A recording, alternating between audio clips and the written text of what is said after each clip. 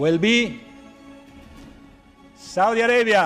FIFA বিশ্বকাপ আয়োজক হিসাবে বিনা প্রতিদ্বন্দ্বিতায় ফিফা 2034 বিশ্বকাপ আয়োজনের দায়িত্ব পেল মধ্যপ্রাচ্যের দেশ সৌদি আরব। ফলে মাত্র এক যুগের ব্যবধানে আবারও মরুর বুকে বসতে যাচ্ছে the greatest show on earth. 22 বিশ্বকাপ আয়োজক হিসাবে কাতারকে ঘিরে যেমন ছিল ব্যাপক আলোচনা, তেমনি হয়েছিল বিভিন্ন কারণে সমালোচিত। তবে দেশটি গোটা বিশ্বকাপ নির্বিঘ্নে আয়োজন করে সমালোচকদের মুখে কুলুপ এঁটে দিয়েছিল। এবার সৌদি আরবে বসতে যাওয়া এই আসরকে নিয়েও শুরু হয়েছে সমালোচনা। বিশেষ করে বিশ্বকাপ চলাকালীন সময়ে দেশটিতে LGBTQ+ সম্প্রদায়ের নিরাপত্তা ও অধিকার নিয়ে প্রশ্ন তুলছে মানবাধিকার সংগঠনগুলো। সৌদি আরব LGBTQ+ সম্প্রদায়ের নিরাপত্তার আশ্বাস দিলেও ফিফাকে ঘিরে চলছে তুমুল বিতর্ক।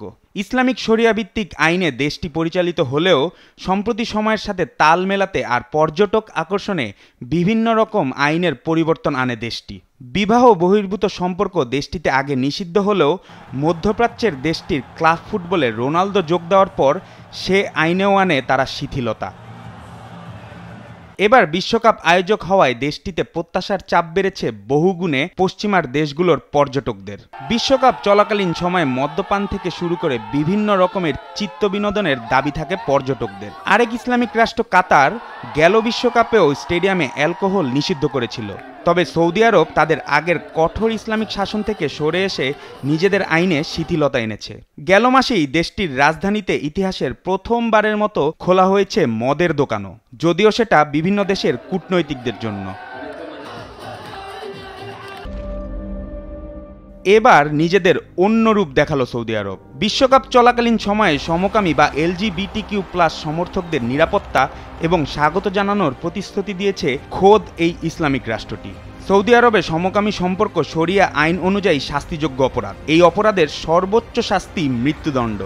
এছাড়াও ট্রান্সজেন্ডার ব্যক্তিদের পোশাক পরিচ্ছেদে শরিয়া আইনের কঠোর বিধিনিষেধ মেনে চলতে হয়। এমন পরিস্থিতিতে human rights watch, amnesty international সহ 21টি মানবাধিকার সংস্থা সৌদি আরবকে আয়োজক হিসাবে বেছে নেওয়াকে বিপজ্জনক মুহূর্ত বলে আখ্যা দিয়েছে। তবে ইংল্যান্ড ফুটবল অ্যাসোসিয়েশন জানিয়েছে সৌদি আরবের কাছ থেকে LGBTQ সমর্থকদের নিরাপত্তা এবং স্বাগত জানানোর প্রতিশ্রুতি পাওয়ার পরই তারা এই বিটকে সমর্থন দিয়েছে। ফুটবল একটি বৈশ্বিক খেলা ও এটি সবার জন্য। আমাদের অন্তর্ভুক্তি নীতির অংশ হিসাবে আমরা সব ধর্ম ও সংস্কৃতির প্রতি শ্রদ্ধাশীল। আমাদের বোর্ড সৌদি ফুটবল কর্মকর্তাদের সঙ্গে নভেম্বর মাসে এই বিষয়ে বিস্তারিত আলোচনা করেছে। তারা আমাদের আশ্বস্ত করেছে যে তারা প্রতিশ্রুতি পূরণে অঙ্গীকারাবদ্ধ। বিশ্বকাপ আয়োজনের জন্য সৌদি আরবের এই সুযোগকে তাদের ক্রীড়া কূটনীতির অংশ হিসাবে দেখা হচ্ছে। অনেকেই মনে করছেন সৌদি আরব ক্রীড়া খাতে প্রভাব বাড়ানোর জন্য বিশ্বকাপকে মঞ্চ হিসাবে ব্যবহার করছে। এদিকে ফিফা সভাপতি জিয়ান্নি ইনফ্যান্তিনো বুধবার কংগ্রেসে সমাপনী বক্তব্যে বলেন যে সংস্থাটি অন্তর্ভুক্তিমূলক এবং বৈষম্যবিহীন। আমরা অবশ্যই সমালোচনার বিষয়ে সচেতন এবং আমাদের হোস্টদের উপর পুরোপুরি আস্থা রাখি, যা তারা সমস্ত দিক থেকে পূরণ করবে এবং প্রত্যাশা অনুযায়ী বিশ্বকাপটা আয়োজন করবে।